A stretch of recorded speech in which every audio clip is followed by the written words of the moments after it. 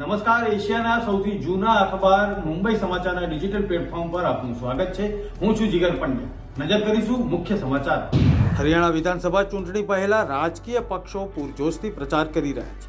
આ દરમિયાન વડાપ્રધાન મોદીએ હરિયાણાના હિસારમાં વિશાળ જનસભાને સંબોધિત કરી કોંગ્રેસ પર આકરા પ્રહારો કર્યા હતા।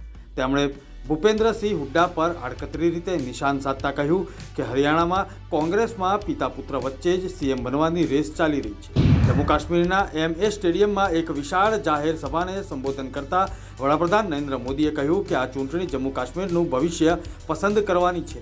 જમ્મુ કાશ્મીરમાં છેલ્લા 2 તબક્કામાં થયેલા ભારે મતદાનનો ઉલ્લેખ કરતા PM મોદીએ કહ્યું કે એ સ્પષ્ટ છે કે જમ્મુ કાશ્મીરના લોકોએ હવે ભાજપની તરફીનો મૂળ બનાવી દીધો છે। મહારાષ્ટ્રમાં 26 નવેમ્બર પહેલા વિધાનસભા ચૂંટણી યોજવામાં આવશે, જેની જાહેરાત મુખ્ય ચૂંટણી કમિશનર રાજીવ કુમારે કરી દીધી છે।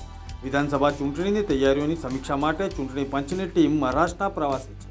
ચૂંટણી કમિશનરે જણાવ્યું કે મહારાષ્ટ્રમાં 26 નવેમ્બર સુધીમાં ચૂંટણી પ્રક્રિયા પૂર્ણ કરી દેવાશે। જમ્મુ કાશ્મીરના કુલગામ જિલ્લાના શનિવારે સેનાના જવાનો અને આતંકવાદીઓ વચ્ચે અથડામણ થઈ।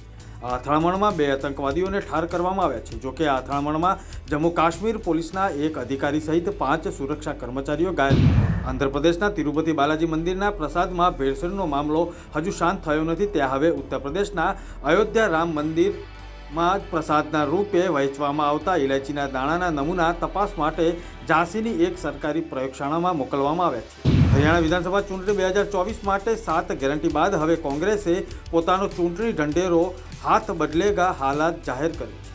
ચંદીગઢમાં એક પ્રેસ કોન્ફરન્સ કરીને પૂર્વ મુખ્યમંત્રી ભૂપેન્દ્રસિંહ હુડ્ડાએ આ ચૂંટણી ઢંઢેરો જાહેર કર્યો। વાદળો ભરપૂર ઉગતી સાર્થક ઠરી રહી હોય તેમ ગુજરાતમાં મેઘરાજાએ તોફાની બેટિંગ કરી।